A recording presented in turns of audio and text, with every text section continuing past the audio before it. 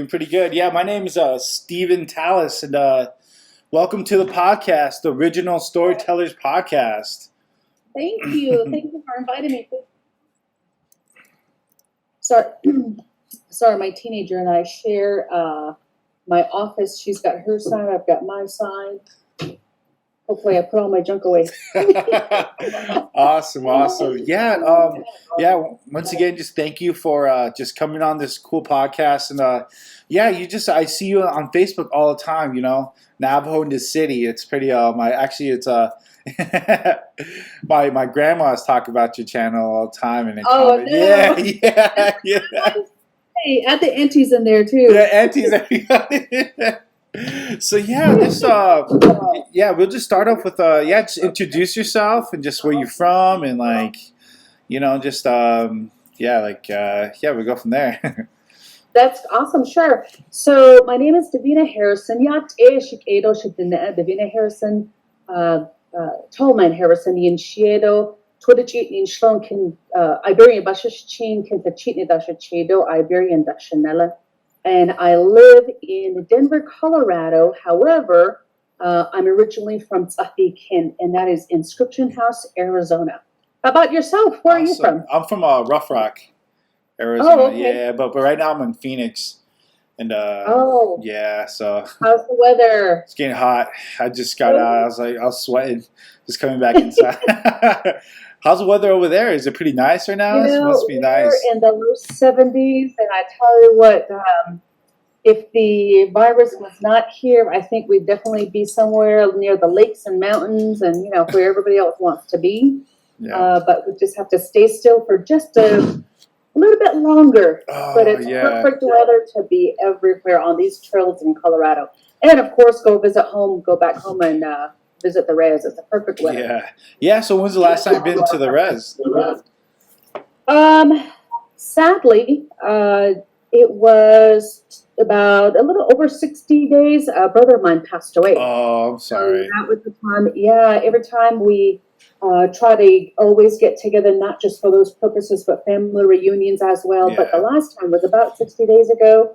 I try to go probably 6 times out of the year. We try to find a reason to celebrate, right? Oh, yeah. Family reunions, birthdays. We're supposed to have a 50th year anniversary for my uncle and aunt of mine in June, and we're so looking forward to it. We were preparing for it. Now there's just that little question in the air, we're going to make it, and all that. Yeah. So I try to get back home. How about yourself? I was just over there was it last week? I just got done delivering supplies to Chinle. Oh, awesome. And Hotso, Rough Rock. Yeah, it was a weird kind of vibes. Everything's locked down and yes. Man, people are wearing masks. It was just I don't know. It was just everybody's scared. I know it's real. It's almost like we're in a movie. Exactly. Though it's so weird, just a weird movie, a killer virus is out there, and it's just I was getting the sanitizer and disinfecting and stuff, everything, but the scary part about it, it's the symptoms don't show up till 2-3 weeks later, and it's man, I feel fine right now, but man, what if I got it, always keeps me up, You, yes. I'm the bad mom right now because I know my kids and grandchildren want to visit, and I'm having to say no. And it's not just somebody might be. I've had a few people tell me, "Oh, you're just panicking," and I was like, "Preparation and prevention doesn't equal panic." I just want to make sure they're safe. I need to make sure you guys are safe. What if I went to the store, touched something because you still need to buy some food? I had to put gas in my car maybe 2 weeks ago, but luckily I'm not running on empty because I'm not going nowhere. But it's for their safety as well. And the scary part, like you mentioned, you can't see it. It's unseen. Yeah. So it's one little sneeze, and for me, I'm like, oh my gosh, I think I have it. Right. Or I'm in Phoenix. I'm I think I'm feverish. It's hot. Yeah, take my temperature. And it's just I don't know. I don't know how to explain it. Just these new days, new times, new virus, new habits. We should have had these habits already, but some of these new habits, like wearing the mask, a lot of these things are new. But I see persons like yourself. I sure appreciate you're able to gather some donations and then take it down to the res where it's really needed. They can't go to the store within like 10, 15 minutes like we do. Yeah. It takes an hour or more, or even just the distance itself. And you need a car, you need a vehicle. Yeah. Some of our elders don't have it, and they need help. So I appreciate what you're doing, gathering these donations and sending it down there, because you never know, you save somebody's life. Yeah, it was like a big group of us, and in Phoenix area, we're just like, a couple of churches. We're like, okay, we have like you said, like I could go down to the store, Safeway, just buy some meat and stuff or like some food. Back on the res, I heard like supermarkets are cleared out, just everything's just cleared out, and like they shut Gallup down. Yeah, and a lot of the shipment is from the city.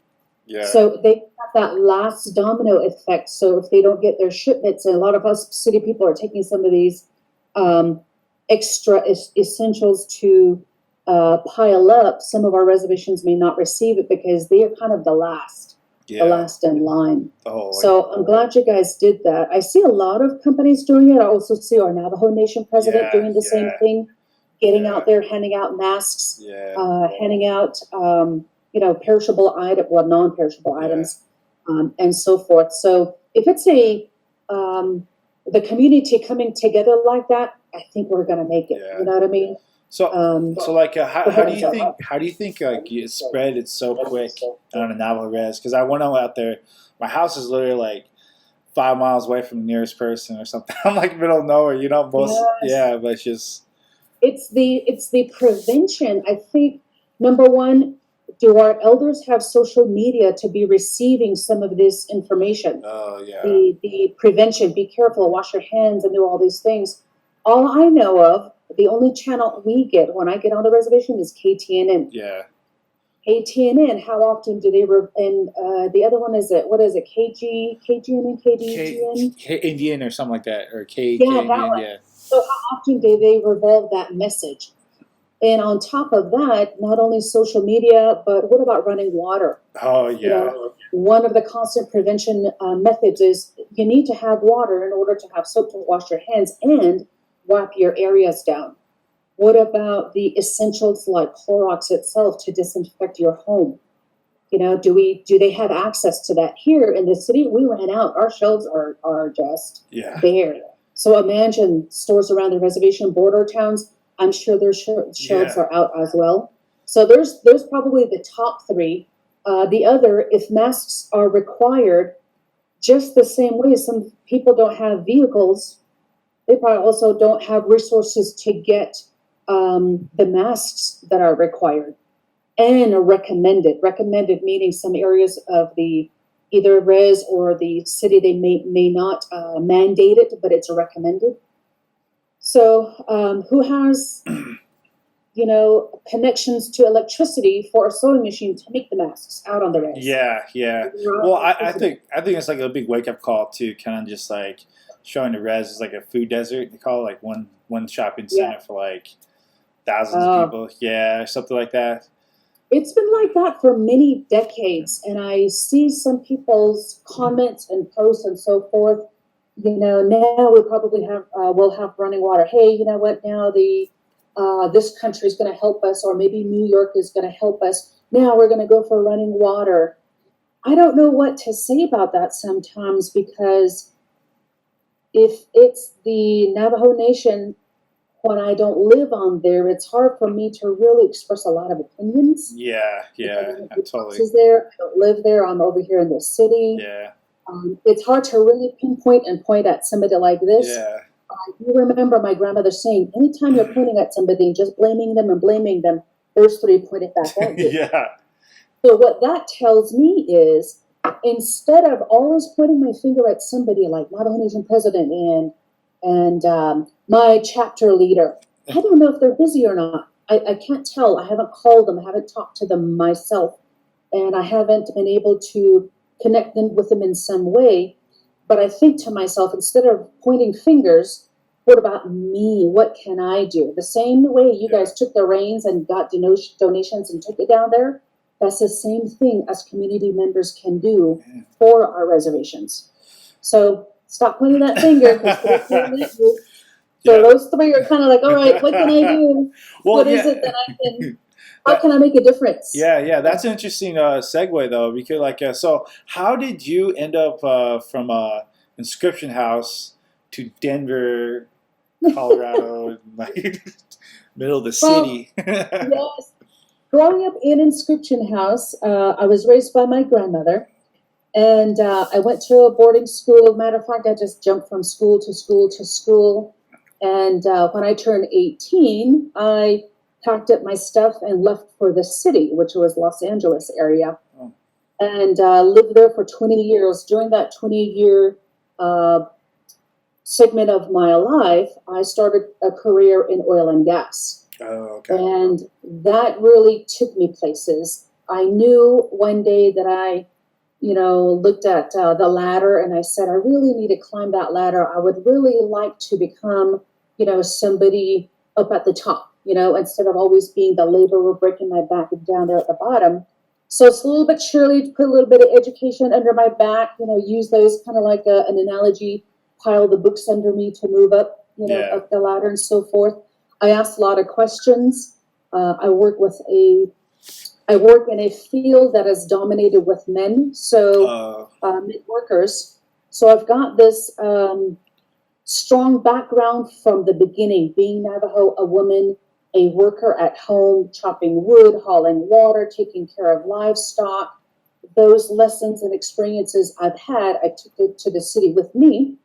And when I work in oil and gas and construction, I still use those values to compete, to be better, to continue building a little bit of my muscles, not only physically, but my brain as well. So that took me places. And one year, my company closed their office in California, and they gave me an opportunity to move to any of the locations that I manage. So my career, the industry that I work in, which is general industry now, my position is environmental health and safety manager, which I saw your bio, by the way. Oh, Engineer? Yeah. Well, I'm not. I'm currently unemployed, so hook me up, yo. No, I'm just kidding. Look on the Navajo Nation job site. There's a position in there for environmental. I saw that. And you know what? With your education, I'm telling you, if you ever need help, just contact me. I've got several resources that I can. I would hit you up. Yes, help you with your resume. That's what aunties are good for. So that's how I ended up in Denver. I had a lot of places to choose from. There was Phoenix, Arizona. It was just too hot. It was too hot for me. Yeah. There was Kansas, Texas. I'm still afraid of hurricanes. Never been in one, but I'm afraid of it. That's true. Other locations, Wyoming, Utah, all those other locations didn't grab me like Colorado grabbed me. It just so happens this had to be the man upstairs' work, because I have an office here, and when I would visit here, 1 year before I moved here, I started talking with a realtor and said, "Hey, show me around. What are these places? What is north, east, south? Show me some of these communities."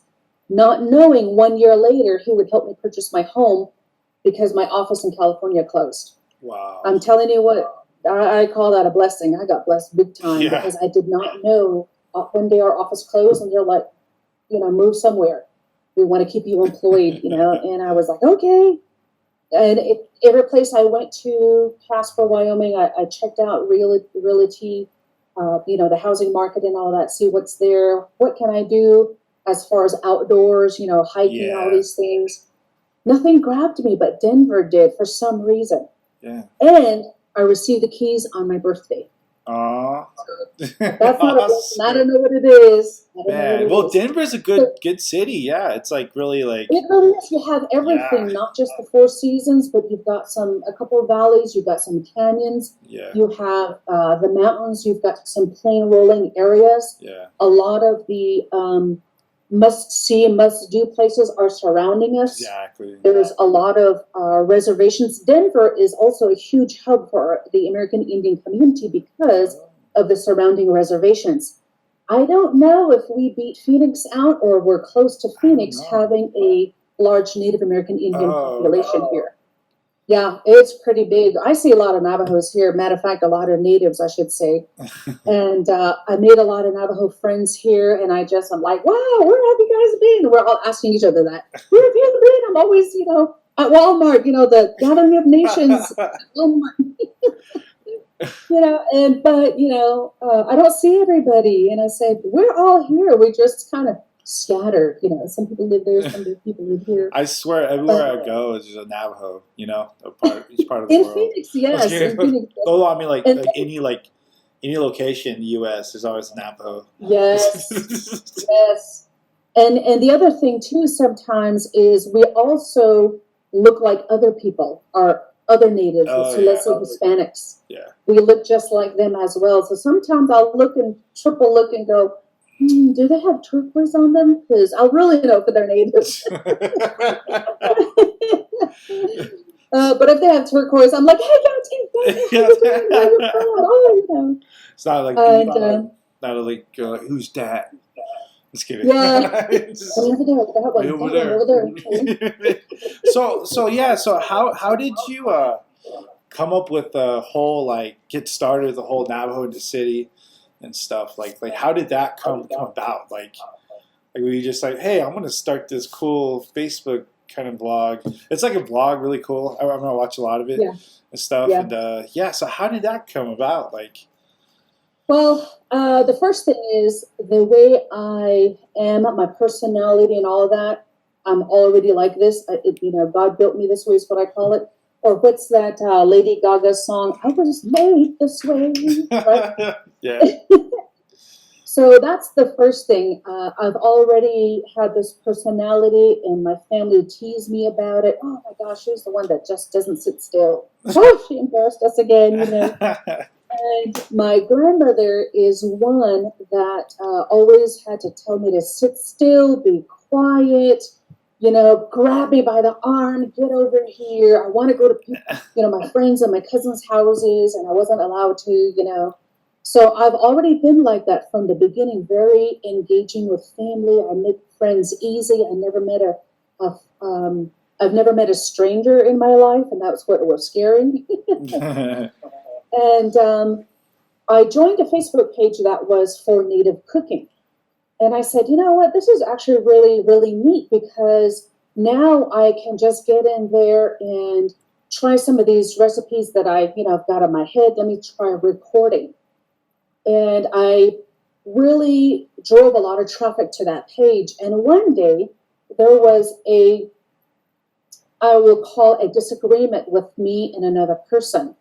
And that disagreement, I showed a picture of me braiding my daughter's hair, and the person says, I don't want to see hair on this food channel. And I was like, what?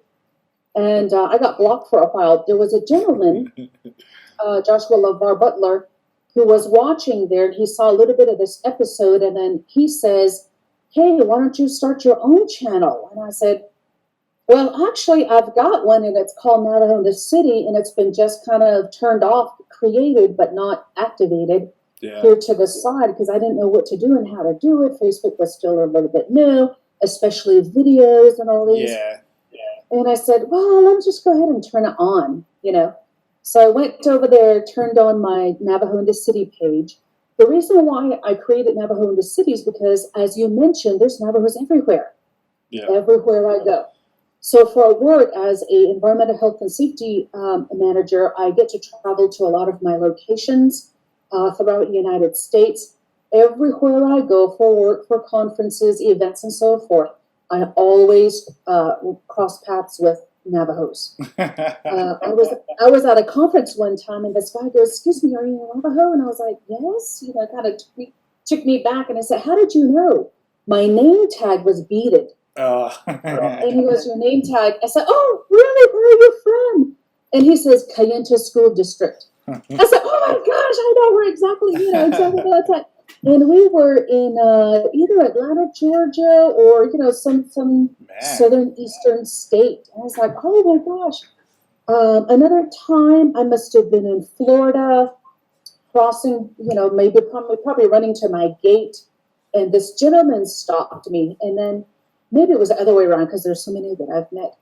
And we just kind of acknowledged each other. You can tell sometimes by facial features. Yeah, yeah. And we acknowledged each other. We shook hands. We said hello. We spoke Navajo, and majority of them still speak Navajo. And because of that experience, I said, there's a lot of us Navajos in the city. Created it, posted a couple of videos of me cooking, of my weight loss, because I lost over 60 pounds with Atkins.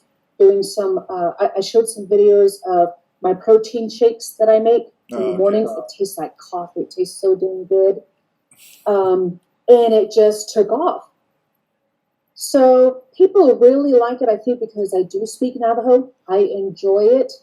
I started doing some grandma videos. I put a wig on. But since my hair grew, now the wig doesn't fit anymore. And Masana Speaks, that's the title. I would try to speak about things that I remember my grandmother tell me, which is one of them, pointing, and there's 3 pointing back at you. Yeah. So never blame anybody because you're actually the one to blame. The videos like that, and sometimes I get requests, but it's harder to receive a request and think about how to put that into Navajo translation. It's not easy. It's not easy. But the grandma ones are the ones that really took off. And that's how it started. Being myself, I really do and truly enjoy family time and people time. That's why I kind of call my NITC page my families. It's embarrassing for me to call my NITC family fans. Yeah. Fans to me is like actors and actresses, in movies and TV shows. You can be a fan. You can say, oh my gosh, sign my paper, sign this. And they're going to ask you, what's your name? That means they don't know you. Oh. That struck a chord in me. So I try to get to know my audience. I'll have some get-togethers. The largest get-together I've had was 60 people in Phoenix. All I did was post and say, hey, I'm going to be in Phoenix. I'm going to eat at this certain place. Some of us are getting together. If you'd like to join us, come on over. In 2019, last year, 60 people showed up, and we took the whole room. Albuquerque, I believe we've had 40, 20 to 30. I'm not sure the number because it's been quite a while since I've done it in Denver.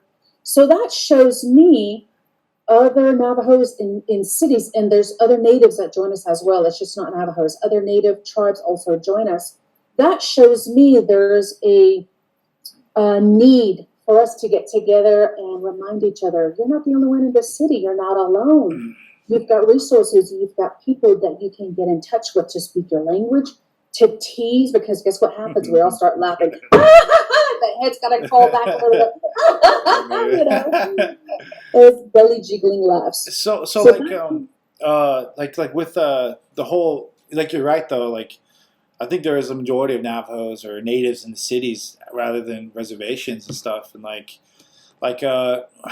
how do you keep your culture, kind of your nativeness in the city? I don't know if that makes sense. I know. Maybe because I was raised already that way. It began in my household. Yeah. I was already raised that way. I was already a res chick already before. I was a res chick. I was driving big Chevys and Fords before I could even really fit in it. Putting a pillow under me and behind my back, and my uncle's making me drive. Get in there, learn stick shift, go haul the water, and we didn't ask for help. It never dawned on me until a couple of years ago. I never said no, and I never said I can't, right? So I believe those experiences have already molded me into that res girl.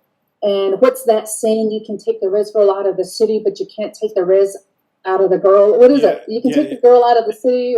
I can't even say it right now. You got it. You know what I'm saying? Yeah. You can take the res girl out of out of the res. But you can't take the res out of the girl. Yeah, you can take the girl out of the res, but you can't take the res out of the girl. Okay. So I think that's what I've brought with me everywhere I've been. Even on job sites when we had shutdowns in California, I would be the safety personnel, or I would do the safety orientation. Yeah. A lot of Navajos flock in. And sometimes they mistaken me for being Hispanic because they're like, "Oh, you sound like a white girl." I was like, "What does a white girl sound like? I don't even know." They said, "Yeah, you lost your resingness." I said, "Come on, you want to go res? Come on, go res. Bring it on." So like when you started this page, like where has it like brought you to? Like where like Facebook in the city. I mean, where has it brought you to like. I know you did some speaking events. I saw you in Tuba City. Like you were just like sitting there, and a bunch of people were like around you, and I was like, okay, I'm ready to go. And I was like, you're just laughing away with everybody. And I was like, whoa, yeah, that's her. And it was like, cool. A lot of times my NITC family and friends will tell me, you should be at 1 million subscribers by now. Whether on any social media platform, whether it be Instagram, Snapchat, YouTube, Facebook, Twitter, whatnot.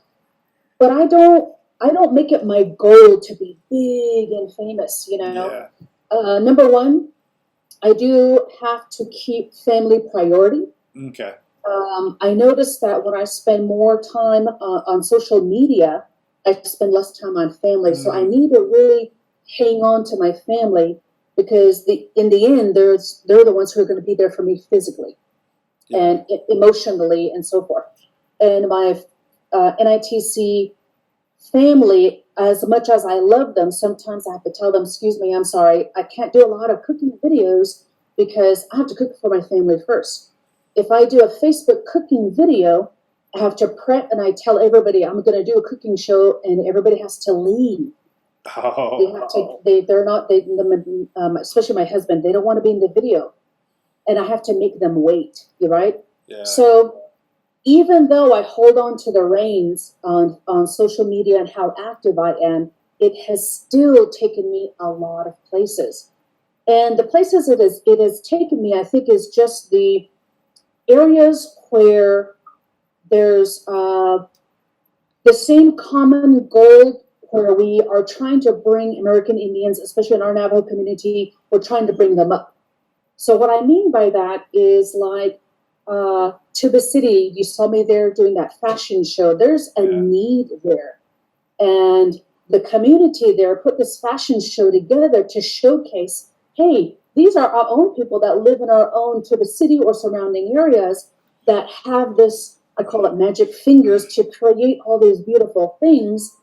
And I'm just a little piece of that vehicle to bring some more people together. They've got people come together already, but I'm just a small vehicle to bring more together. So it's taken me there, which means I'm helping the community in some small way. Other places, I've done MC work as well. In Phoenix, we had a lot of people show up because I posted it on my page, just telling them, look, I'm going to be MCing here. If you're interested, come join us. There's a registration fee. It also has connected me to other people like yourselves who've got channels, whether it be on YouTube or Facebook and whatnot. It's connected me to a lot of people like yourself who have that interest in reaching out to others. Talibaba Gay, gosh, a lot of names are in my head right now. I can't even think. Oh my gosh, my mind went blank. By the way, I checked your Facebook page and we have 30 plus people in common. And those are the ones who I was trying to talk about. Let me see if I can think of their name. You tell her I'm doing it. Okay, sorry about that. No, I'm trying to remember the name. Chishba is one of them. Some very well-known Facebook famous people. It's got me connected with them. And I tell you what, I just really adore everybody because what you see is what you get. And that's how I want to be as well. The biggest connection I've made through my channel is Facebook themselves, the Facebook of the company themselves. They reached out to me and they offered me a paid, what do you call it? Paid partnership. And they paid me for every video I could post within 6 months. And it was a very large sum. Whoa. Very large sum. And I still have a lot of monetizing opportunities. But then again, I have to revisit my little moral values and kind of say, look, family first. No Okay. Facebook, you know. So like, what's the whole like? Do you feel like you're like there's kind of a balance? You might get burned out trying to do this, or like you do. It's hardly a balance because after family is work. I have a career where I'm in high demand at my job. And matter of fact, I'm actually signed in right now from my own office, my home office right now. I'm blessed to be remoting in from home. And I need to make sure I take care of that. I take care of the family. I take care of my job. And then third is going to be Facebook. When I signed up for my college classes, then Facebook's got to take another step back. And I try to keep these things in order because Facebook is going to always be there. Yeah. And I have thought about, what if I no longer have Facebook? Am I going to be okay with it? The answer is yes. Okay. So as long as Facebook is not driving my vehicle, I think I'm going to be okay. I'm the one driving it. Yeah. I'm in this vehicle. You know, who are my passengers? It's going to be my faith, family, my career. Facebook's got to be way in the back. So I'm okay with that. Nice. So that's how you balance everything? You just have that order? Yeah. And just like I try. It's not easy. I try. It's not easy. Some evenings I will come in and be like, oh, I haven't posted on Facebook. You know, honey, can you wait for a minute? I'm going to try to post real quick. I'll be right back because it's only going to be 1 minute. Because an important topic might come up. You know, something important might come up and go, oh, I got to share this, even if it's somebody's post that is asking me to post for them, their flyer and whatnot.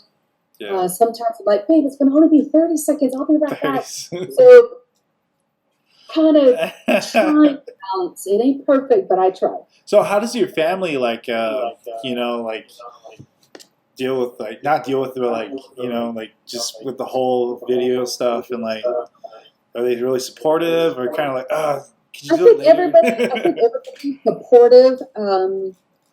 But I know that if I do something stupid and wrong, they're going to call me on it. I try not to do that. I'm a grown woman anyway, you know, and I am in a professional environment with my career. And matter of fact, my boss's wife is on my channel. Oh, man. So that's why I have to just kind of go, all right, let me watch it. Not only because she's on there, but just me, myself, personally and professionally. I tell myself, all right, you know what? I try to just post things that are common sense. I don't want to post anything that I don't believe in already. Yeah. I saw somebody sending me a video, and the video was really downgrading women. It really irritated me, right?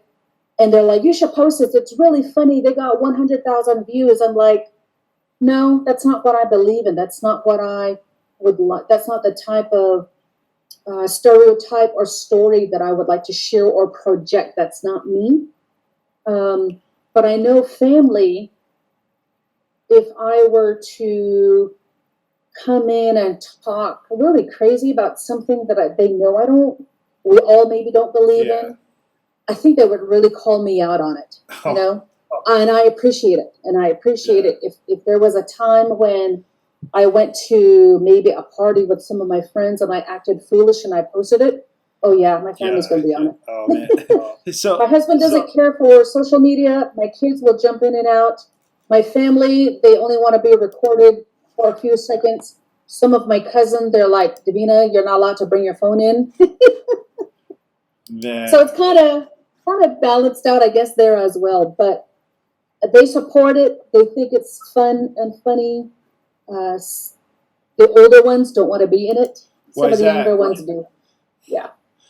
But yeah, give me one sec. Something went wrong with okay, here we go. Never mind. Yeah, it did something just weird happened. You just went away for a second. But yeah, so your daughter, like, she doesn't want to be in it. Your videos. They don't really care for it because I think they probably. Facebook is for old people, is what I was told.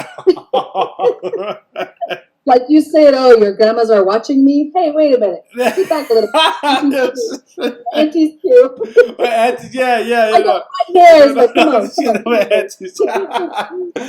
So like with okay, so like how, like when you make your videos, like do you like want to tell a certain story?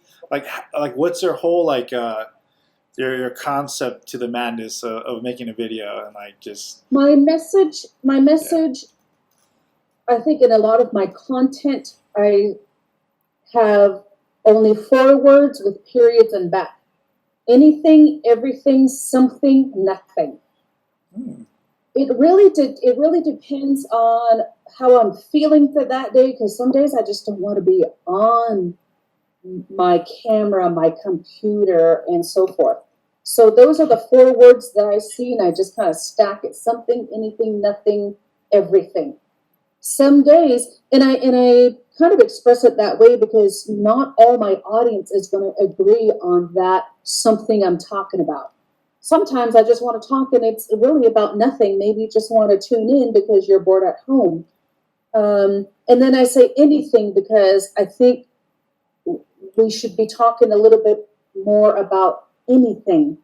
Some of those subjects may be, and I'll give you one, which is my daughter at age 18 becoming pregnant. Oh. Sometimes we don't want to talk about those subjects, but it happens. Yeah. It happens in life. I got pregnant at 18. It happens. These things actually happen.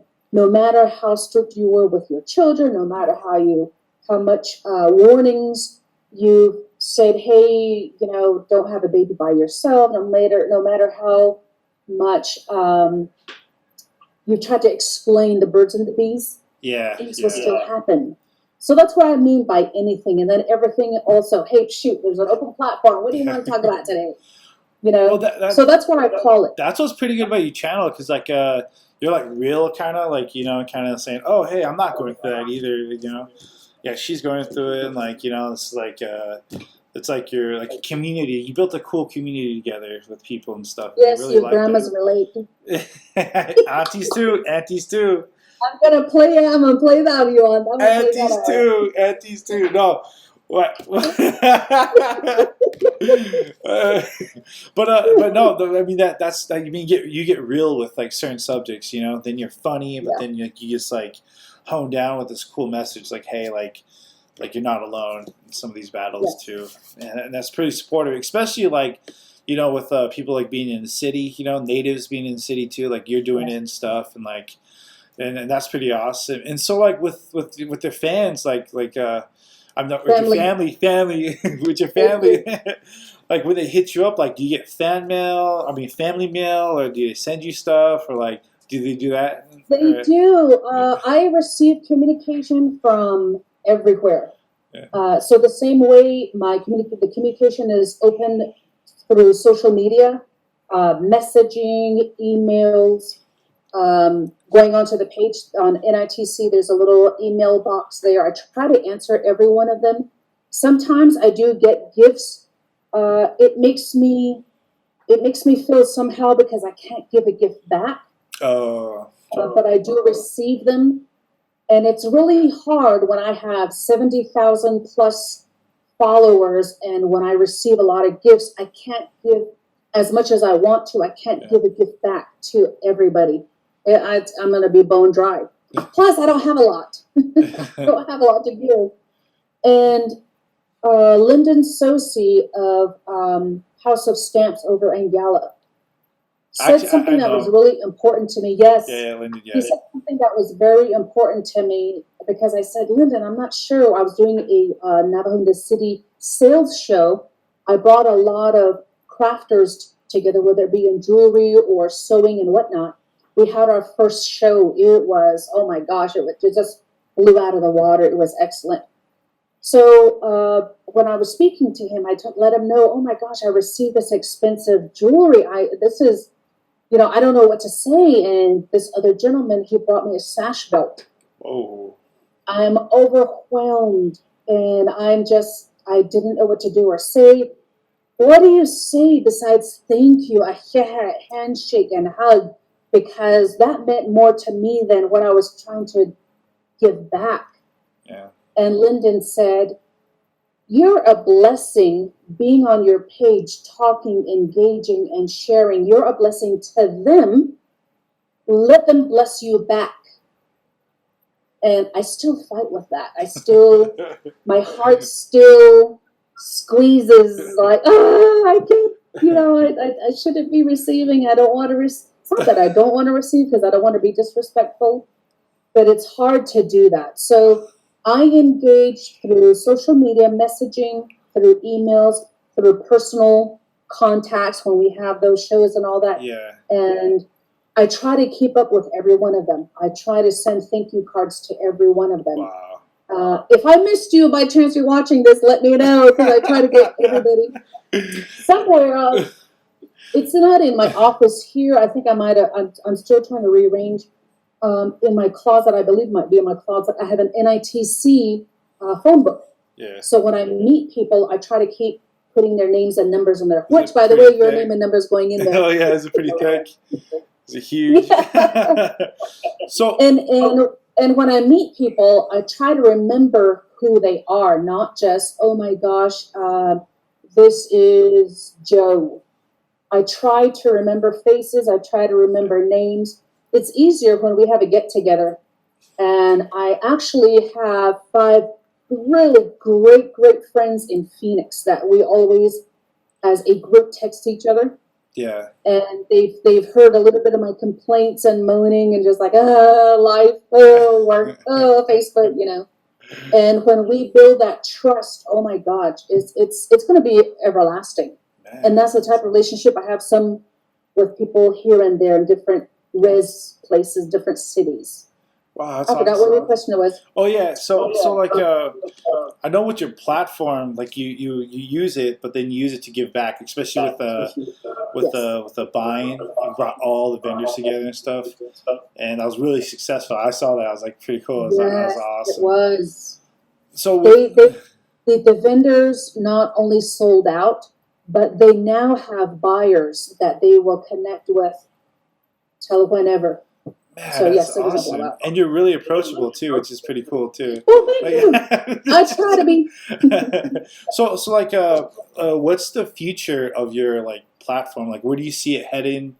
And like, where do you like, a couple of years from now? I know how to run social media. I know how to engage. I know how to build on my platform, which I've got Facebook, I have Twitter, Snapchat, Instagram. I know how to do it. It's easy for me, meaning it's easy as far as planning. It's very challenging as far as doing. Oh, okay. So I think even if I'm kind of laid back right now and I just shared a picture of Navajo tea yesterday, and it took me to 10,000, I think 10,000 people reached. So if I just continue doing what I'm doing, there's just that small trajectory, that I kind of have in my head. I work full-time. I'm a full-time mom and a wife. I can't spend a lot of time on my social media pages and say in 5 years I want to be here. Yeah. It's just myself, just one step at a time getting there. I could get there probably in 1 week. but I cannot give it the time it may require to get there. The time and effort, love and sweat. You know, Man. I could say I'm going to reach 1 million. I'm at 70,000 plus right now, maybe 100,000. I can say I'm going to be at 100,000 in 5 years, or shoot, maybe even 5 weeks. I know how to get there. I can do a lot of grandma videos. I can do a lot of cooking shows back to back to back, but I can't give it that a lot of time. So right now, I'm not pre-planning 5 years ahead, but I have said a few things here and there, like, if I ever get laid off, I might go NITC 100%, you know? But wow. I don't want to get laid off. No, don't do that. Everybody needs a job. I have to pay my mortgage. Everybody needs. It's hard to find a job right now. So trust me. Yes, exactly. It's not that time to hurry up and find employment right now, and it's in the back of my mind. There are a lot of people who want to partner up.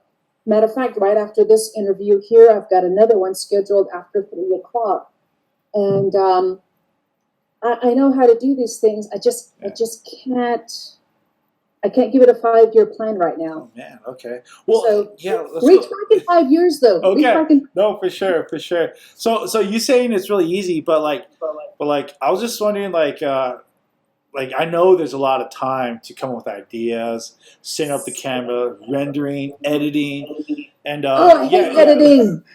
Let's go over that process real quick. Okay, so how long does it take you to make a video? I mean, you say it was pretty easy, but I know it's it's a huge. It's a lot of hard work. It's a lot of hard work. The easy part is this: I know how to click, shorten the video, make it longer, do your intro. It's easy. Click. Yeah. The hard part is sitting down after I've already wrote a policy or something at work, and I've been on my computer already. You can only switch cheeks so many times. You know? During the day. Right now. You know what I'm talking about. Yeah. You can only do that so many times, and when I get off work, I don't want to be on a computer. You make this hour and a half video, and when you edit, it's 15 minutes, 10 minutes. And it was 1 hour when you started it. Man. Which is the video. It's not the setup time. Yeah. You look at the lighting. I try to have a transcript in my head, or I write it down if my daughters are going to video for me. I try to write out something smaller, a small transcript to follow.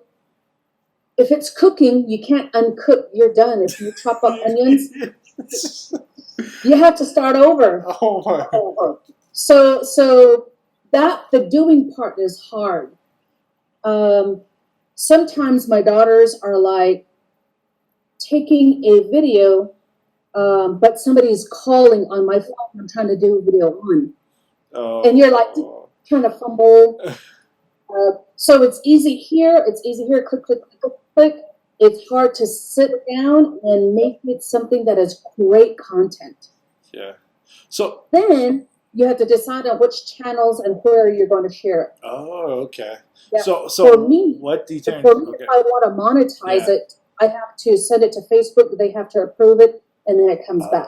That's also a process. Wow. Yes. Okay, so what makes good content? I mean, that's really hard to even I tried the videos. I mean, I have bad videos. I mean, I don't know. I thought they're funny, but they're just cringy. Just Well, number one, I can already tell you have great personality. I know you and I would get along, and I know you and I could probably talk for hours. I can tell already. That's how your audience is going to know. I know already just from speaking to you and I having conversation. It's like, yeah, this guy's pretty cool. It's probably because you enjoy what you're doing right now, interviewing. I enjoy just engaging with people. I do interviews and so forth. So the number one thing is enjoy what you're doing so your audience will feel it. Okay. When I was a secretary or a administrative for this for this rehab company. It was an American Indian rehab in California when I was only, I don't know, 18 years old. This lady said something to me that stuck in my head. There's a difference of how people can hear you even if they don't see you. So close your eyes. Okay. I'm going to give you a practice. Close your eyes. Okay. How are you doing today? Pretty good. So, so listen to that one more time. This is the first one. Keep your eyes closed. How are you doing today? Just listen. Second one. Pretty good. How are you doing today? Pretty good. How are you doing today? Pretty good. Okay. Did you hear the two different tones? Yeah. The first one's, how are you doing today? You've got that tone. You've got that look. People that can relate to that tone, even that look will connect with you, while others are like, how are you doing today? Yeah. People will connect with that. You can connect just by hearing. That's you true. can also connect by seeing. Yeah. So this lady gave me a lesson. She answers the phone, and she had a mirror right at her desk, and she smiles before she answers. Wow. How are you doing today? Thank you for calling so-and-so. This is a phone call, right? There's no... It was a phone call, and on the other end, you don't see the person's face, but something in them is uplifting. You can tell they're smiling. How are you doing today? Yeah. How are you doing today? There's a difference. Yeah.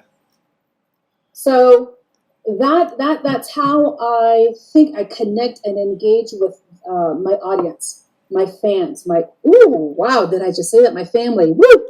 Oh, yeah, there you go. Your Scratch that.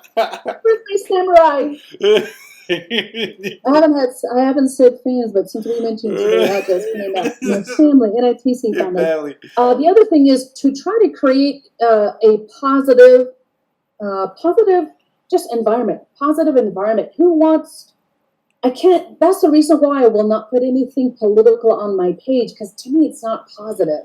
Yeah. You've got people just on different sides of the fence. I don't feel like arguing with anybody. First of all, I'm not good at it. Yeah. I don't feel like arguing with anybody. I would rather say, hey, you know what? How you feeling today? Not good. Come on. What can we do to just lift you up? Make some faces. Make faces. Do something to make your audience feel appreciated, create a positive environment. Sometimes you say something stupid, just something funny.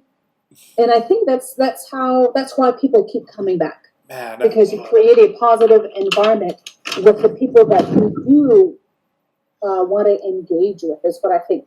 Be honest, be yourself, whatever that self is. Be human because you want to relate. Be human. Yeah. Sometimes being human is just like me posting a photo of Navajo tea the other day. People that related just swarmed in on it. People that didn't relate were like, what is that? Yeah. So you film on your phone, right? That's all you use? No fancy cameras or nothing? No, like, big production stuff? It's just my phone. I've got two phones, one for work and one that is my personal. I think this one's iPhone 7 or 8. I can't tell. I have to ask my teenager. Man.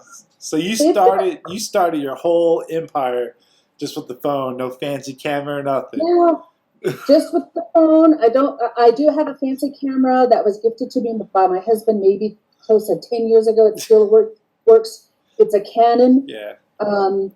It's easier here because I can just it's lighter to carry. Yeah. It's the same way. There's iMovie, that's an app that I use, and all I do is just connect that to my laptop, and then from there just try to connect all that together. Oh, wow. So that's all you need, you guys. All you need is your phone. There's another thing that I keep nearby. Your tripods. Oh, tripods. Okay. And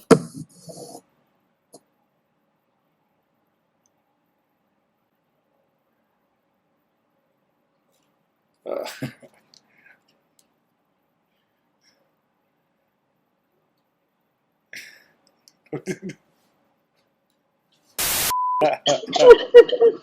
sorry about that. I unplugged the. I'm using my phone, so now I can unplug the microphone. Oh, okay. And I'm going, what is it? And I never had problems before, so I'm like, yeah. Hey. Oh man, it's cool. So, yeah, I think we're on the subject of you were talking about how, yeah, you film. So you go through your microphone, your phone. Now we're on your phone, and, Yes. And now you're on. Let's see, you use iMovie on your app. Yes. Then like you have to transcribe all like what you want to talk about. Then you block an hour and a half time kind of time frame for each video. Yes. Yep. Yeah. So altogether, like how many like hours like for one video does it take? When Facebook offered to pay us for every video we made, it was like an assignment. It was very challenging to travel and make videos along the way, try to send it to my daughter, who I started paying, my teenager, who I started to paying to edit.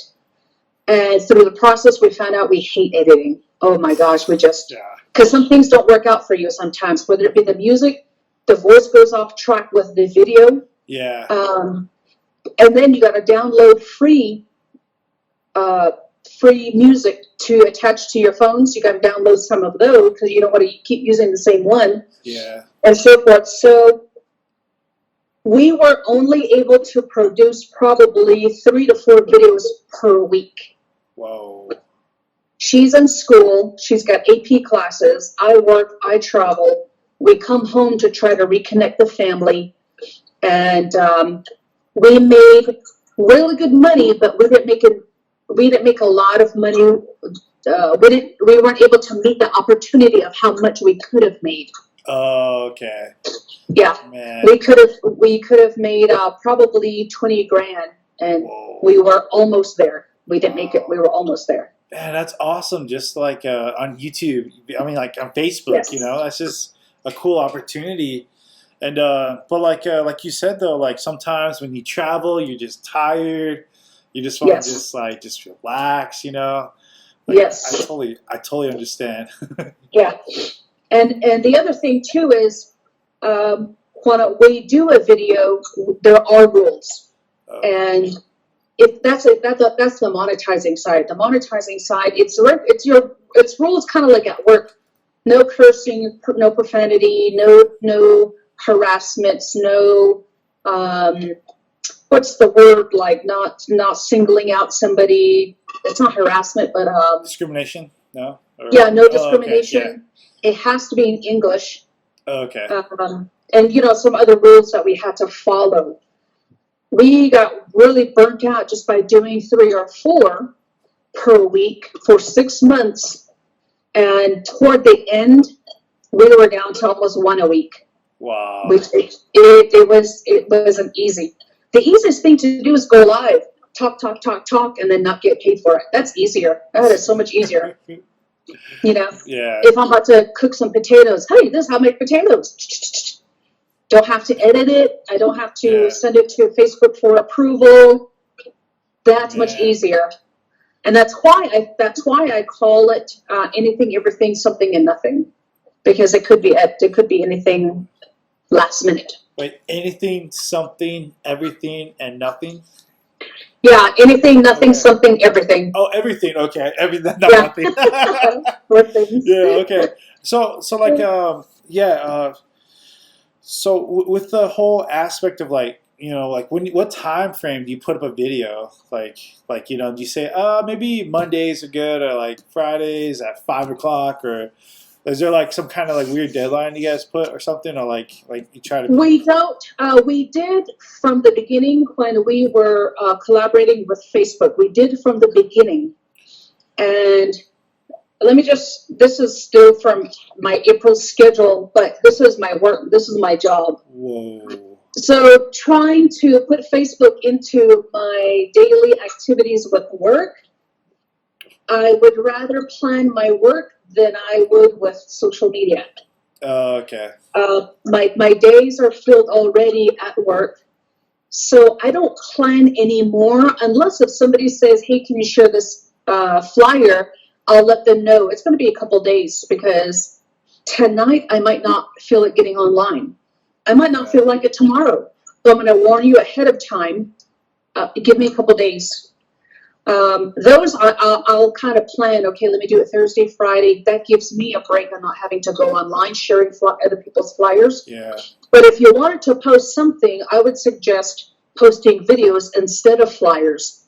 The example I give is if you're on the corner of two busy streets, who's going to get your attention? The flyer on the pole or that guy that spins that thing to saying, "Come visit this house"? Yeah, you're right. Yeah, so it's going to be the guy flipping the sign. Yeah, he's going to get my attention. So it's the same way with social media. Videos will get your attention more than flyers because even myself, I don't want to read. That's true. Yeah, no, definitely. I don't want to read. So we're coming down to that point. So okay. We're wrapping up here, so not to take too much of your time. So, okay, sure. Your whole Facebook kind of journey and stuff. So, what is your whole final tips to actually build an audience you have and to get over the camera shyness and stuff? I know everybody has it. It's just I know it's weird talking to a camera. I mean, it's just I don't know. It's just weird. I don't know. People you feel weird, So I know that's a lot to talk about, but so how did you get over that, the weirdness? I never had it. I never had it. Oh, I never had. I've always been outgoing, and I'm a chatterbox. I've always been I just love to engage. So I think the first thing is be yourself. Who is that self? Being yourself, because people will see who you are through that camera. Yeah. The camera doesn't lie. Even if it's a still photo, you will still see what type of day that person's having. I have a photo. We have a family photo. My husband does not like social media. He doesn't really like pictures. He's a introvert while I'm an extrovert. Yeah. So the family photo we took, his face was just while his wife and all the kids were smiling and just yay, he was just and I was like, dang, the camera just doesn't lie. So it's the same thing with social media. If you're not enjoying it, your audience won't either. If this is your natural self, you got something to share and you're excited about it, you have a desire, or maybe you have a goal, or you just want to reach out to people, they're going to see it, they're going to feel it, they're going to hear it, they're going to use those senses. So that would be my thing. Be yourself. What kind of audience do you want to attract? If you are the type that speaks nasty, you're probably going to attract people that are on that same level. You're nasty. Yeah. If you want to be a person of faith, then you're going to want to get your materials out and tools out, share your faith so you can attract that audience. If you are part of the Native American Indian Church, then you're going to share those messages and that type of faith as well. That's who you're going to attract. So who are you? That's who you want to. That's who you're going to attract. Be honest. People can tell as well. So let's say that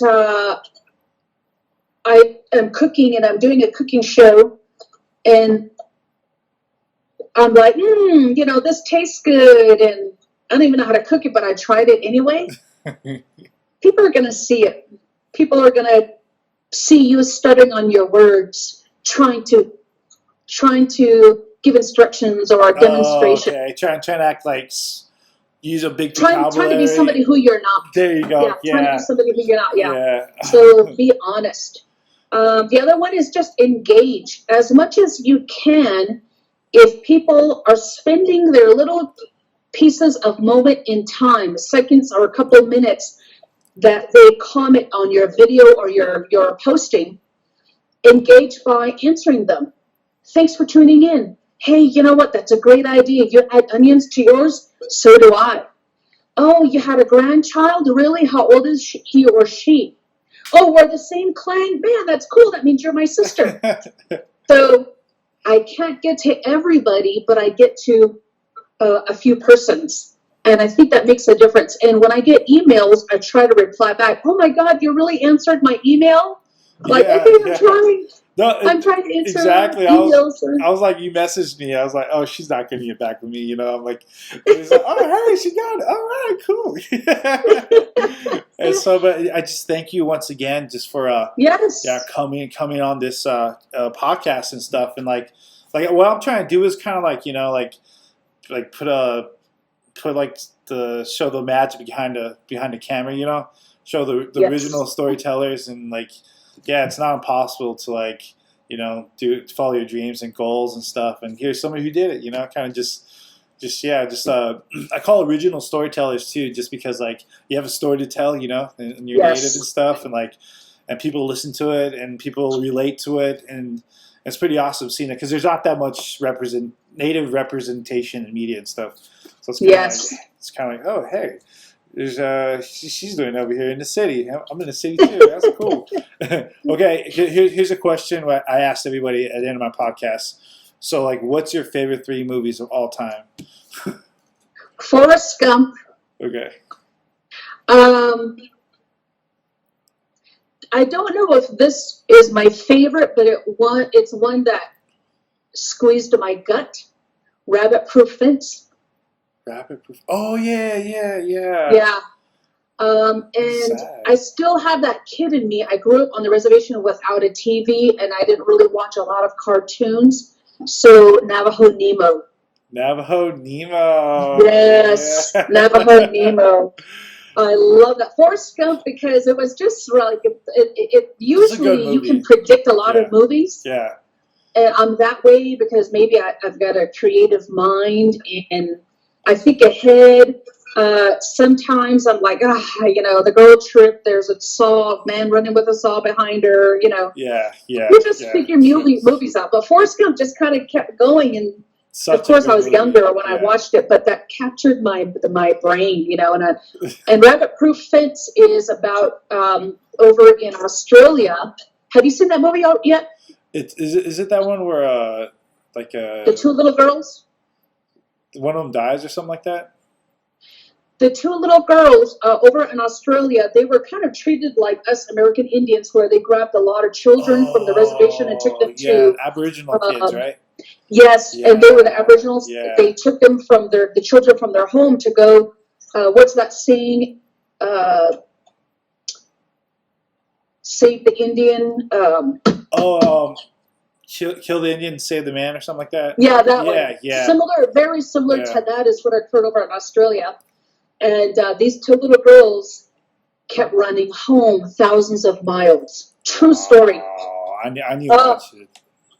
You have to watch it. Wait, hold on, write it down real quick. Rabbit in the Fence? Rabbit Proof Fence. Rabbit Proof Fence. I'm putting it right now. I'm going to check it out right now. Because, you know, I got nothing to do. Because we're in quarantine. I'm a big fan of movies and stuff. So, where could people find you at? Like your Instagram, Twitter, Facebook? That's the other recommendation I have is if you have one channel, so for me, if it's Facebook Navajo in the City, make sure it's the same name on all your social media pages. Some people will be like Navajo 802 or maybe 505, Navajo 505, and they'll go to a different social media platform and they'll be like Navajo from 505. And I was asking, where can I find you? They have all these different handles. And I go, I can't keep track. So keep one handle and that's it on all your social media where people can find you. So I'm on Facebook on every social media. Facebook, I've got 70,000 followers. Twitter, I hardly Twitter. I've got about 777 there. That's a lucky number, by the way, 777. Snapchat, that's slowly growing, 1,218. And then on Instagram, I've got over 3,000. I'm more on Instagram than I am on Snapchat. Yeah. TikTok, I've got TikTok. TikTok I don't use often. TikTok's weird. I feel like, I don't know. Maybe it's just like a Gen Z. I don't know. It's just maybe, maybe yeah. it's a lot of fun, but at the same time, it's just a reel within a couple seconds that you think it's funny, you get over it, you move on. Yeah. But you can't engage. You can't engage like Facebook. Instagram's pretty good. Instagram. Yes. Yeah. Instagram, I like Instagram there. Again, Snapchat, Twitter, all those. I'm Navajo in the City on YouTube. Navajo in the City. Keep it all the same. Awesome. Okay. Yes. Just thank you for once again coming on to this podcast, and I shall be posting this today. And so it's going on YouTube. I'm gonna share on Facebook and stuff. But man, you just put a lot of love out there for your family. I was about to say fans, but yeah, you're doing a major service to like people out there, because entertainment is actually needed. It's like needed as much as I don't know, like engineers or something. It's I mean, yeah, because there's always storytellers, like we're Native Americans, and there's always, and you're sharing your story, which is pretty awesome. And you got any last tips, or just the one last tip of knowledge to give to your family? For you, I want to give it a shout out to all the social media, Native American Indian social media platforms, because it is growing. There are many out there. And thank you as well, definitely, for having me on your show. I'm looking forward and excited to review my chatterboxness. And sometimes you go, oh my God, did I say that? Once in a great while I'll do that. But shout out to them, because again, it's not easy work. It is a lot of work. It's kind of your second job, and there are so many out there. There are trying to push the positive messages out there. Yeah. We've got Navajo Nation missing persons. We've got wearenavajo.org that's out there that talks about health. We've got Native women running. Just so many, MMIW, missing murdered Indigenous women, and so forth. So many out there that if you just are interested in any of these American Indian subjects, just type it in, and believe me, it's probably going to pop up. But if you do have questions, definitely reach out to me, and I'll try to help out as much as I can. At this present moment, we're going through a lot of changes within the world, not just Navajo Nation itself. I want to encourage everybody to continue praying. Let's move forward. We're in this together, and I shall see you at the other side, where it's a little bit more sunny and warm and less viruses. Yeah. Oh man, it's a weird times for sure. But hey, thank you once again. I'll let you go. I know you're really busy. You're in your office and stuff, and like. But okay, thank you. We could be talking. We'll keep in touch. I appreciate you. Thank you. Oh yeah, no, for sure. All right. All right, hook on it. Bye.